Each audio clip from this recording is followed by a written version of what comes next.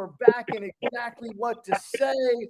We are running through chapters 19, 20, 21, 22, and all kinds of incredible nuggets. And the good news is, guys, that you guys are taking this and you are installing it in your life. So one of the things I'd love to see today, like we played with yesterday in the accelerators group, when you speak up, add an element of this into your conversation. You guys did amazing stuff yesterday. So what are your takeaways on the 4 chapters we're covering today? The good news is, go ahead, Josh. Sorry. The good news is I can already tell the positivity in this room because of the color shirt that Russ is wearing, promoting Ole Miss as opposed to any other potential SEC team that he could promote. Fair enough. I was in an Ole Miss mood today, ready to play. He told me he was in Arkansas. That was confusing to me. It's all good. All good. What else from the content? Because obviously the good news is something that we can play with here. What'd you pull out of that, Josh, on the good news? Well, I'm going to jump back over to most people. We had a great meeting yesterday with a lady, and she was trying to go back and forth between whether she just wanted cash to get out of it or be done. And we're able to say, most people value their time and the next chapter of their life more so than any incremental dollar you'll get from selling it. And the good news there is you don't have to get anything ready. You don't have to stage it. You can just take what you want and get out. And they were like, I like that idea. So we get to go cash offer way as opposed to a full-on listing, which I'd love to have done, but it's not ready for that. So awesome. What Get else to you guys the have? answer. Doug, I think I'm hearing your voice, aren't I? I was just agreeing with Josh. Awesome. Getting to the answer quick. And that's what these things do. They help people make decisions quickly. And usually, I don't know about y'all, but usually my first decision is usually the best one. If I go back and forth and choose a later on decision, it's not as good as the first one was. So I like being able to get to something quick and to be confident about the decision that you're made. And it's like Russ was saying, a leader makes a decision and then follows up with the actions that proves him right or her right. So that's exactly what we're doing, helping people be leaders of their own life. So this is good stuff. And we follow up on that with pig-headed determination and discipline. Staying on it. Yep. What else you guys have from exactly what to say?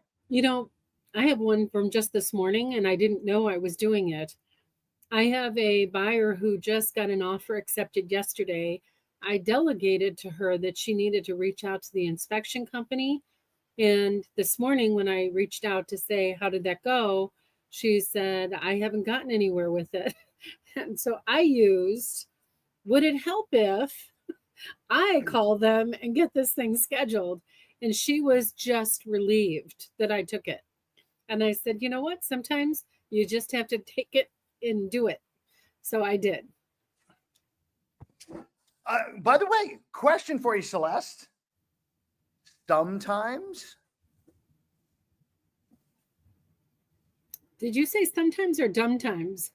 I said sometimes because that was your word. Sometimes you have to take it and run with it and do it. What's wrong with what I said? We have to do it more than sometimes. We need to do it most of the time. I wouldn't say every time because once in a while we've got leverage or someone else. And then I suspect time and time again, even implementing here, is the content we're learning something to use sometimes or all the time? Okay, well, you're confusing me because this scripting is actually ideal. And I used the word sometimes because I don't want to look like a control freak that I am. Fair enough. Just think about this whole most people part. You go and show 4 houses. That was what was on the list today. Most people at this point have already picked out their favorite. Which one was yours? How many of you had that client that you go show houses and go show houses and go show houses? I can see Doug. I thought of you, Doug, when we were reading this one, where at day one, you can hit that. Well, most people at this point have already got a favorite. Celeste, would it help if every time Russ asked a single word question, you just said yes? Because most people don't like being told what to do, but they also like being led. Anyway, I just thought that was funny. I'm pretty And great job of pig-headed. I always bringing have to in, have an would it opinion. help? Would it help? I want to dive So in. so talking about, I'm Go sorry. for it. So No, you go so first. I'll talk. dive in. Okay, so talking about the the ability for that to be to be right. How do people like to be led but don't want to be told what to do? How come that's mutually available on both ends? Why does that make sense? Why does that work? How does that work? What I think that means is and there's no distinction between being led and being told what to do. It's the frame that it's put in. Nobody wants to be told what to do, manipulated, coerced, pushed into something, but they want to be seduced, attracted to making a decision. They I like don't to. want a decision themselves. They want you to push them over that edge, but they want you to do it in a way that seems like magical and they feel good about. Not like, well, here are the facts, so this is what you should do. I, I Let like me I, give I you- like how let you me put that give in you- relation.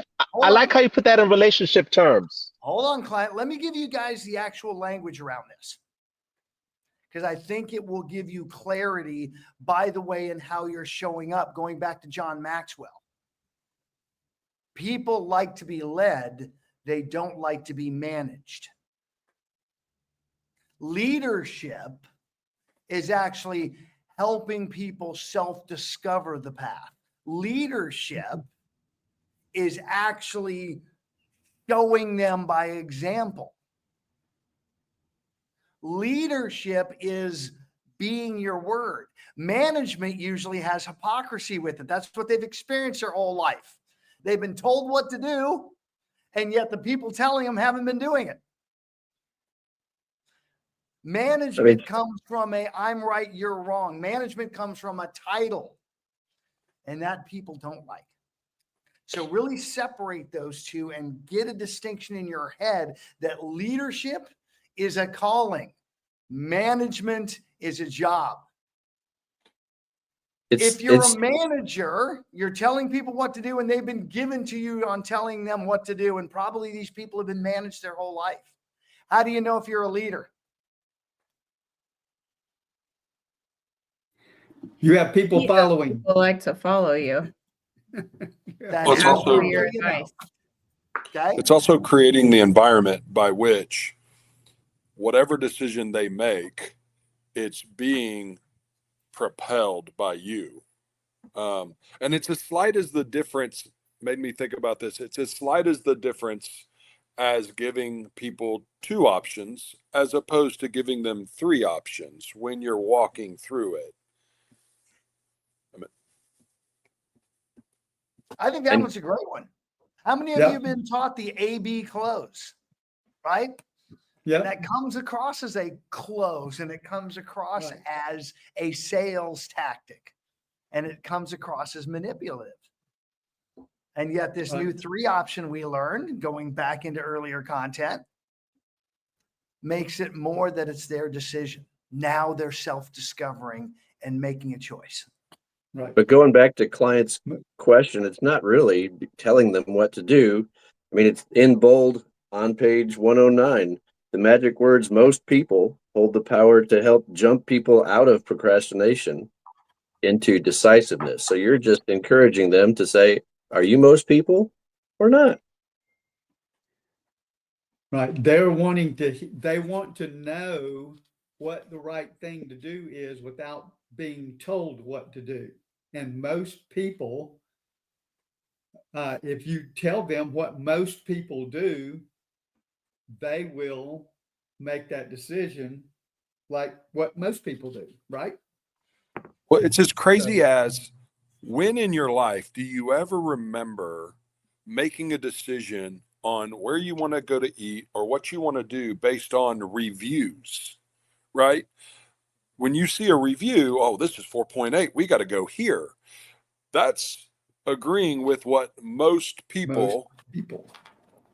And I've never thought about how powerful reviews can be, but it is. You're essentially becoming one of the herd and you're choosing the direction that other people have chosen. So to just simplify it and also to lead and not push, the most people gets them thinking along the path you want them to think of.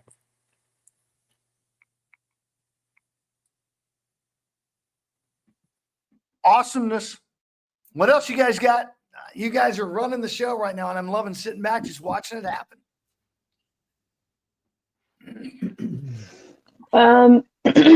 I can add, like, I did this yesterday, and it worked out well this morning as far as, like, I had a buyer that I represented a while back, and it started off with them buying my children's bed on Facebook Marketplace, and the next thing you know, we're looking at houses in a buyer brokerage agreement, and they closed on it. And they messaged me yesterday asking if I was still in real estate and could I help them sell their house. And I think the most important thing is, like, when trying to lead them and remember all these tidbits, is remember what did they come to you for in the first place. And then at the end, I kept it short and simple and sweet. But then, one of the things that I've gotten in the habit of recently doing, because there was a few times where I'd waste a lot of energy, I would sell myself, and then they would let somebody else represent them. So I try to, I always ask now is, hey, can I ask if you're interviewing any other agents? Just straight up, like, I don't know if they're just picking me for free information or if they're serious about me. This particular one, she was like, oh, no way, you're our girl. Excellent. Now later, for my own research and development, I can say, why, what is it about me that you're so confident in? What do you love so much?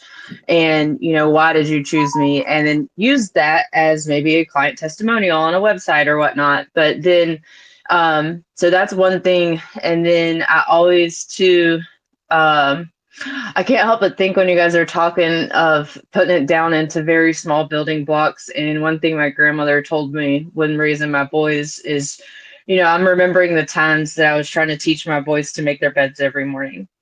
And if I were to go in there and micromanage them and they were like, hey, look, Mom, I'm done making my bed, right?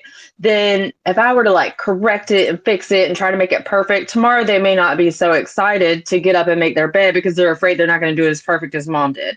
So, or to Mom's liking, instead of taking ownership and initiative over their own bed and making it the way they want to and the way they like it and getting better at it over time. So I kind of think of that with a lot of things when guiding my clients and leading them. Because, so I wrote this in my notes. I'm remembering the time you help your children make their beds. They did a great job, even if it isn't perfect. Leave it the way they made it so they're motivated to continue doing it. Remember what the client came to you for in the first place.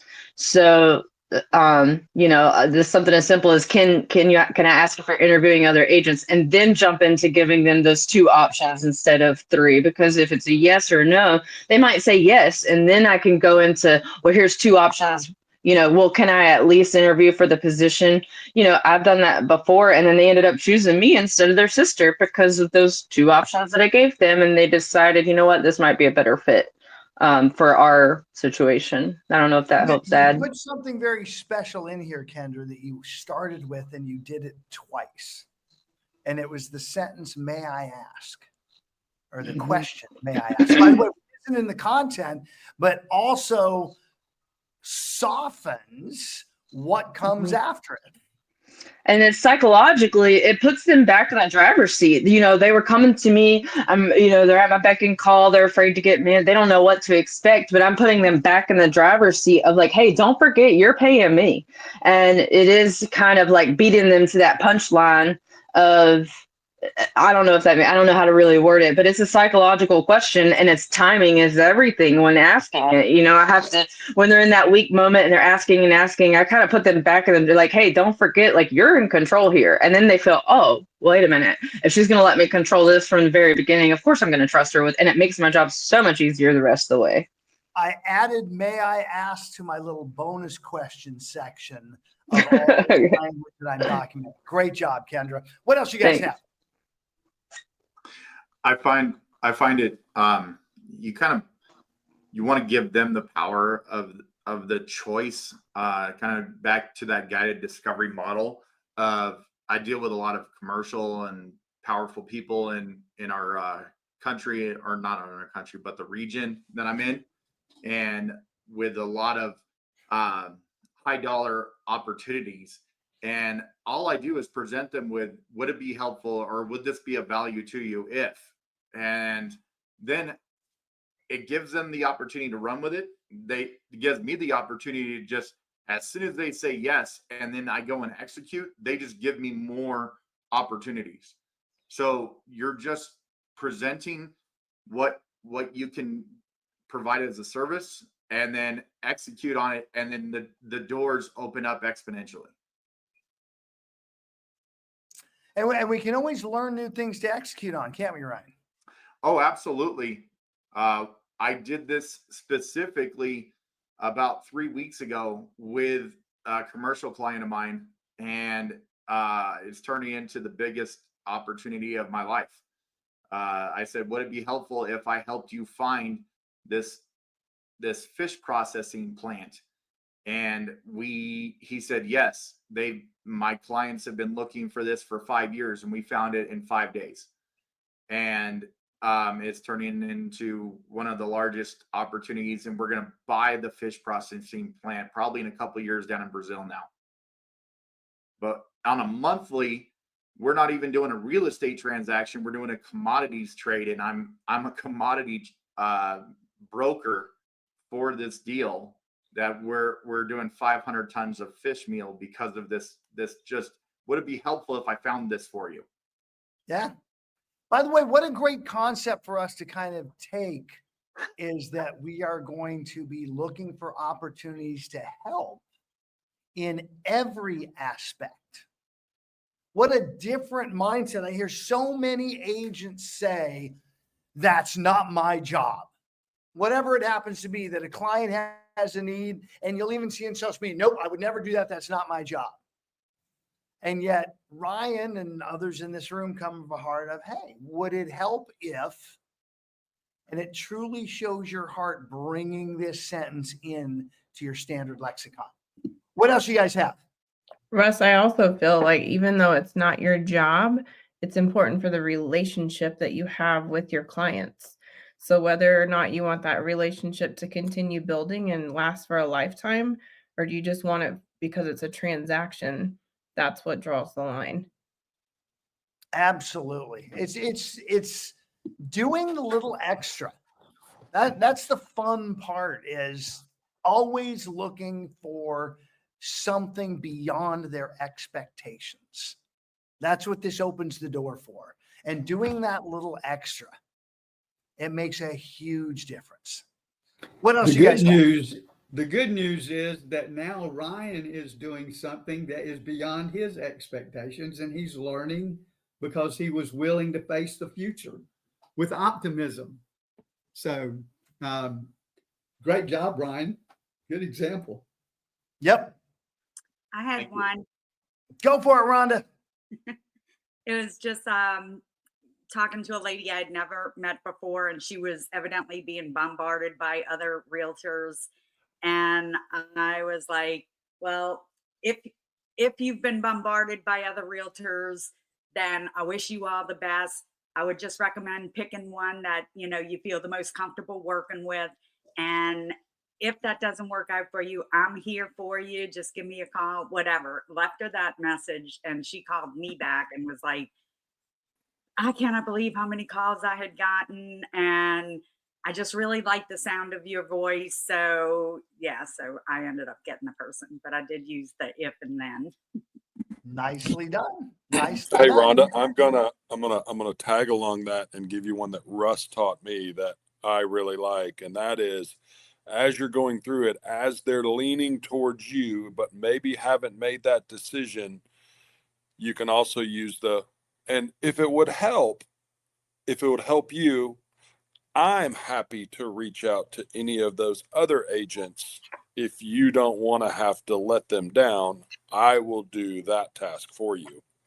I love And that. that eliminates them having to tell somebody no. That's like on like a listing appointment when they have a lot of appointments. They know they Yeah. don't. They're embarrassed to call the people and say, "I chose somebody else."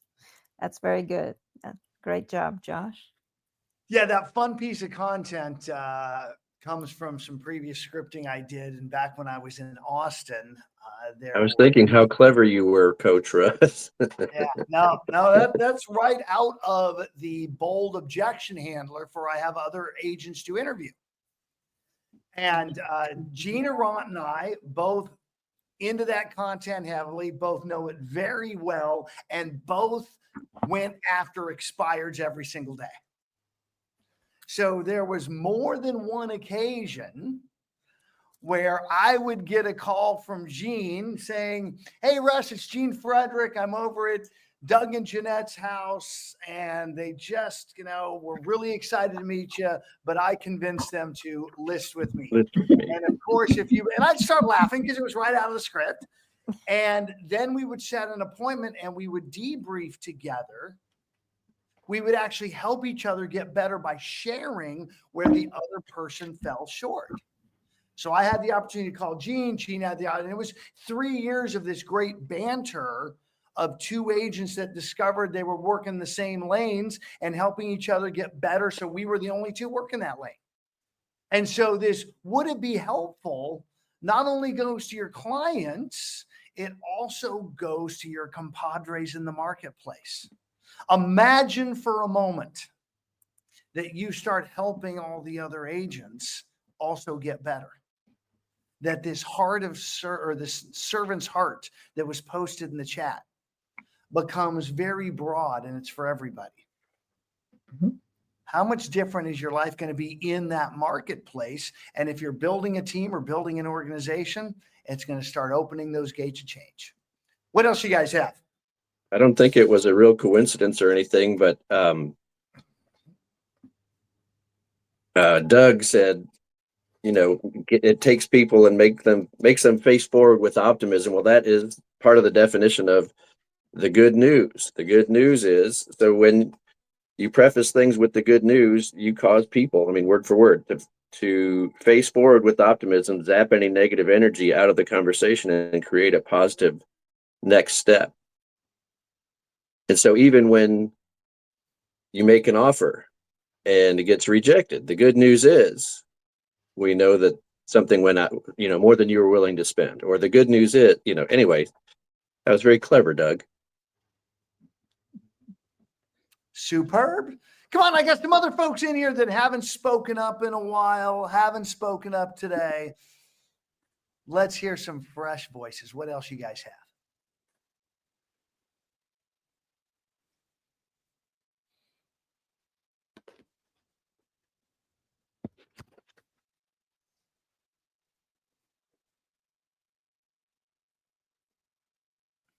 Sammy, Okay, I got one then. I saw All your right. mic get hot. Can you hear And me? Nancy, I saw yours get hot. So Nancy, since you spoke, we'll grab you first, and then I'm going to come back to Samia. You're muted again now, Nancy. You were so good about remuting yourself. Now you get to unmute. There we go. Yeah, There you go. technology's, it's a challenge. I keep saying to myself, I am a technology genius, but I'm still getting there. So I don't know if any of you call expireds. There's a lot of money. They already have their hand up, right? They're just looking for the right agent to do the job. So I apologize. I got a little distracted, but this is from chapter 18, page 99. And I don't know, I would suggest you highlight it. And it says, if I can show you the top 3 reasons why your home didn't sell, then would you be willing to discuss me representing you? and let that one sit. And like I said, I've called a lot of expireds. I have a lot of different, but having done all the scripts, I know this one is going to gather their attention, and that's going to get you in the door. Cause I've never heard anybody using that analogy. So I know I probably went off top what y'all were saying, because I truly wasn't paying attention. I apologize. Nancy, I have a question, like, because we've been talking, or if anybody else has an idea, because as an agent, I would use that, but the challenge, and for me personally, what's popping into my head right now is what's going to be the positive follow-up that would be like the tie down after that we're gonna offer them a value. Like, what would you use specifically? And if you are going to do this, then to help you be most prepared, does anybody have any ideas of, because you're kind of coming in with the negative and the reality, and then, okay, they're at your beck and call, but what is going to be the positive upswing value that you're going to say? They actually do want to know why their house didn't sell.